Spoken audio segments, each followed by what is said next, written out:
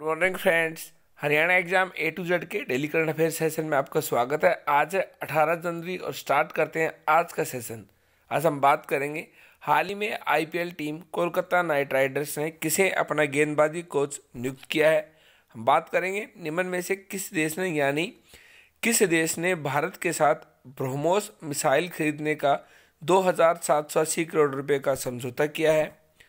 भारत और किस देश की नौसेना ने हाल ही में अरब सागर में पासिंग एक्सरसाइज की है। बताएंगे हम आपको फोर्ब्स की सर्वाधिक कमाई करने वाली शीर्ष 10 महिला खिलाड़ियों में वर्ष 2021 में किसे शीर्ष स्थान प्राप्त हुआ है। हाल ही में किस वरिष्ठ पत्रकार का हृदयघात की वजह से 61 उम्र में निधन हो गया। खेल मंत्रालय ने भारोत्तोलन के पहले हाई परफॉर्मेंस का निदेशक निम्न में से किसे नियुक्त किया है। बताएंगे सेना दिवस या इंडियन आर्मी डे कब मनाया जाता है और बताएंगे उपभोक्ता शिकायत के ऑनलाइन समाधान के लिए शुरू किए गए ई दाखिल पोर्टल अब कितने राज्यों और केंद्र शासित प्रदेशों में शुरू हो चुका है। बताएंगे तिरुवल्लुवर दिवस कब मनाया जाता है और क्यों मनाया जाता है, हाल ही में चर्चा में क्यों है। बताएंगे बिरजू महाराज के बारे में जिनका हाल ही में निधन हो गया। बात करेंगे हाल ही में हुई नेशनल कॉन्फ्रेंस ई गवर्नेंस 2021 के बारे में और बताएंगे हम आपको स्टार्टअप दिवस यानी राष्ट्रीय स्टार्टअप दिवस कब मनाया जाना शुरू होगा और समझाने की कोशिश करेंगे एग्जामिनर आपसे एग्जाम में क्वेश्चन कैसे पूछेगा। तो स्टार्ट करते हैं आज का session. IPL team person 1 IPL team Kolkata night Riders ने निम्न में से किसे अपना बॉलिंग कोच नियुक्त किया है। राहुल द्रविड़, सचिन तेंदुलकर, भरत अरुण, वसीम अकरम। इसका सही आंसर है ऑप्शन सी भरत अरुण। हम आपको बता दें IPL team Kolkata night Riders ने हाल ही में अपना बॉलिंग कोच पूर्व भारतीय गेंदबाजी कोच भरत अरुण को अपना नया गेंदबाजी कोच नियुक्त कर दिया है। पूर्व क्रिकेटर भरत अरुण ने भारत के लिए 6 अंतर्राष्ट्रीय मुकाबले खेले हैं। भरत अरुण पहली बार जुलाई 2014 में बतौर गेंदबाजी कोच टीम इंडिया से जुड़े थे।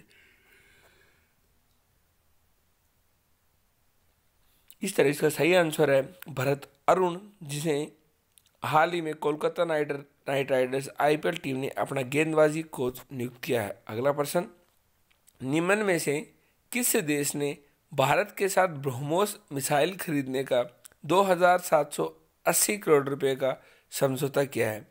चीन, फिलीपींस, जापान, जर्मनी। इसका सही आंसर है ऑप्शन बी फिलीपींस। फिलीपींस ने भारतीय BrahMos air space private limited से एक अनुबंध किया है। इसके मुताबिक फिलीपींस ने भारतीय BrahMos air space private limited के करीब 375 मिलियन के प्रस्ताव को स्वीकार कर लिया है। इसके तहत भारत फिलीपींस नेवी को तट आधारित एंटीशिप मिसाइल सिस्टम की आपूर्ति करेगा। भारत रूस द्वारा संयुक्त रूप से बनाई गई ब्रह्मोस मिसाइल पर भरोसा दिखाते हुए फिलीपींस के राष्ट्रीय रक्षा विभाग ने इसकी जानकारी दी है। जो ब्रह्मोस है वो भारत और रूस द्वारा संयुक्त रूप से बनाई गई है और जिसे हाल ही में भारत से खरीदेगा फिलीपींस, जिसके 2,780 करोड़ रुपए का भारत और फिलीपींस के मध्य समझौता हुआ है। बात करें फिलीपींस की तो फिलीपींस एक दक्षिण पूर्व एशियाई देश है और जिसकी राजधानी है मनीला। अगला प्रश्न 3, भारत और किस देश की नौसेना ने हाल ही में अरब सागर में पासिंग एक्सरसाइज की है। रूस, चीन, नेपाल, पाकिस्तान। इसका सही आंसर होगा ऑप्शन ए रूस। भारत और रूस की नौसेना ने अरब सागर में पासिंग एक्सरसाइज की है। इस दौरान नौसेना को पहले से भी ज़्यादा ताकतवर बनाने वाले स्वदेशी रूप से डिजाइन किए गए guided missile destroyer INS Kochi का भी परीक्षण किया है। मंत्रालय के मुताबिक भारत नौसेना ने अरब सागर में रूसी नौसेना के साथ आईएनएस कोची का अभ्यास किया। ये पहली बार है जब भारतीय नौसेना ने स्वदेशी रूप से डिजाइन किए गए युद्धपोत का परीक्षण किया है। इसका सही आंसर है ऑप्शन ए रूस, यानी हाल ही में भारत ने अरब सागर में पासिंग एक्सरसाइज की है रूस के साथ। अगला प्रश्न 4, फोर्ब्स में की सर्वाधिक कमाई करने वाली शीर्ष 10 महिला खिलाड़ियों में वर्ष 2021 में निम्न में किसे शीर्ष स्थान प्राप्त हुआ? Venus Williams, Simone Biles, PV Sindhu, Naomi Osaka. इसका सही आंसर है ऑप्शन डी, नाओमी ओसाका। जापानी टेनिस खिलाड़ी नाओमी ओसाका वर्ष 2021 में दुनिया में सर्वाधिक कमाई करने वाली महिला खिलाड़ियों में शीर्ष पे है। इस तरह इसका सही आंसर होगा नाओमी ओसाका, जो कि जापान की खिलाड़ी है और जो महिला खिलाड़ियों में वर्ष 2021 में सर्वाधिक कमाई करने वाली महिलाओं में शीर्ष स्थान पे है। हाल ही में किस वरिष्ठ पत्रकार का हृदयघात की वजह से 61 उम्र में निधन हो गया? वो है कमाल खान, जो कि एनडीटीवी के पत्रकार थे। एनडीटीवी के मशहूर पत्रकार कमाल खान का 14 जनवरी 2022 को दिल का दौरा पड़ने से निधन हो गया। वे 61 साल के थे। कमाल खान अपनी रिपोर्टिंग करने के तरीके तथा विषयों की बारीक जानकारी और सरल शब्दों में पेश करने के लिए जाने जाते थे। कमाल खान एनडीटीवी के उत्तर प्रदेश ब्यूरो में कार्यकारी संपादक थे। कमाल खान बीते 3 दशकों से पत्रकारिता में थे और 22 साल से एनडीटीवी से जुड़े हुए थे। इस तरह इसका सही आंसर होगा ऑप्शन ए, कमाल खान। अगला प्रश्न, खेल मंत्रालय ने भारोत्तोलन के पहले हाई परफॉर्मेंस का निर्देशक निम्न में से किसे नियुक्त किया है? वो नियुक्त किया है अविनाश पांडु को। खेल मंत्रालय ने पेरिस ओलंपिक तक भारोत्तोलन के लिए हाई परफॉर्मेंस निर्देशक यानी एचपीडी के रूप में मॉरिशस के अविनाश पांडु की नियुक्ति को मंजूरी दे दी है। वे इस खेल में इस पद पर नियुक्त होने वाले पहले व्यक्ति हैं। उनकी नियुक्ति का मकसद खिलाड़ियों की क्षमता बढ़ाने के साथ साथ मजबूत कोचिंग संरचना बढ़ाना है। अगला प्रश्न 7, भारतीय सेना दिवस यानी इंडियन आर्मी डे निम्न में से किस दिन मनाया जाता है? 10 मार्च, 12 जुलाई, 15 जनवरी, 20 अगस्त। इसका सही आंसर है ऑप्शन सी, 15 अगस्त। भारत में प्रत्येक साल 15 जनवरी को भारतीय थल सेना दिवस यानी आर्मी डे मनाया जाता है। ये दिन हर साल इसी दिन क्यों मनाया जाता है? क्योंकि आज ही के दिन यानी कि 15 जनवरी के दिन साल 1949 में फील्ड मार्शल KM करीपा ने जनरल फ्रांसिस बूचर से भारतीय सेना की कमान ली थी।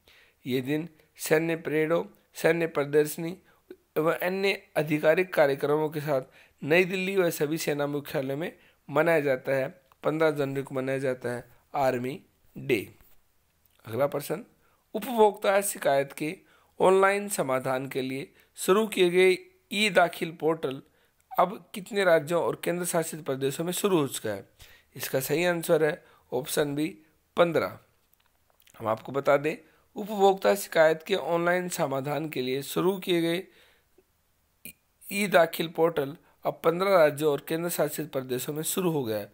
उपभोक्ता संरक्षण अधिनियम 2019, जो कि 20 जुलाई 2020 से लागू है, इसमें उपभोक्ता आयोग में ई-फाइलिंग शिकायत दर्ज करने हेतु ऑनलाइन भुगतान का प्रावधान है।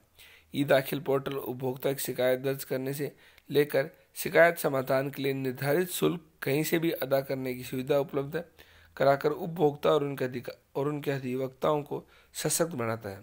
इस तरह इसका सही आंसर होगा ऑप्शन बी, 15। अब बात करेंगे हम तिरुवल्लुवर दिवस कब मनाया जाता है, क्यों मनाया जाता है, हाल ही में चर्चा में क्यों है। प्रधानमंत्री ने 15 जनवरी 2022 को तमिल कवि और दार्शनिक तिरुवल्लुवर को उनकी जयंती यानी कि तिरुवल्लुवर दिवस के अवसर पर श्रद्धांजलि अर्पित की।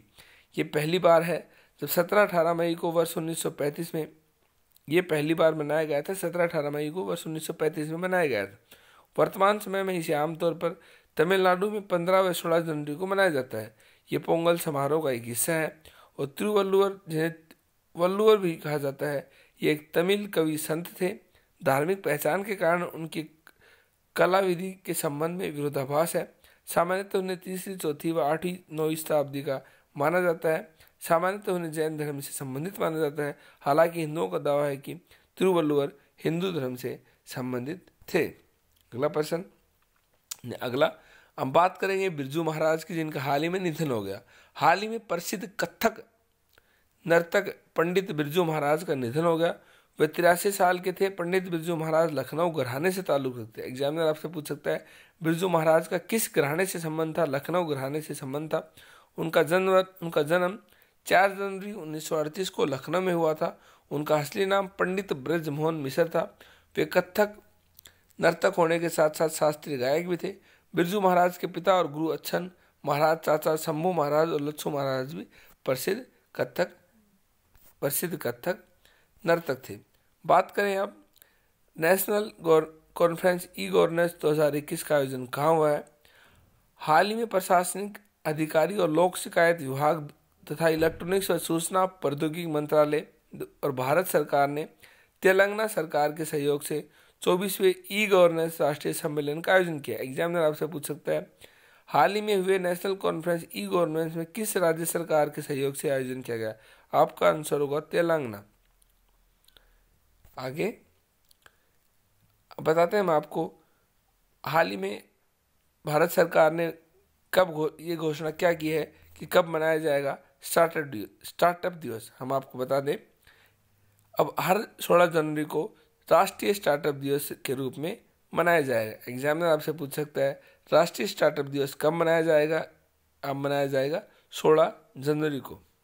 हमने आज आपसे बात की राष्ट्रीय स्टार्टअप दिवस नेशनल स्टार्टअप डे कब मनाया जाएगा?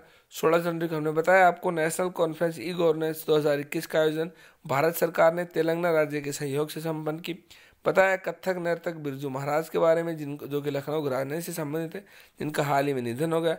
बताया तिरुवल्लुवर दिवस के बारे में जो कि तमिलनाडु में मनाया जाता है।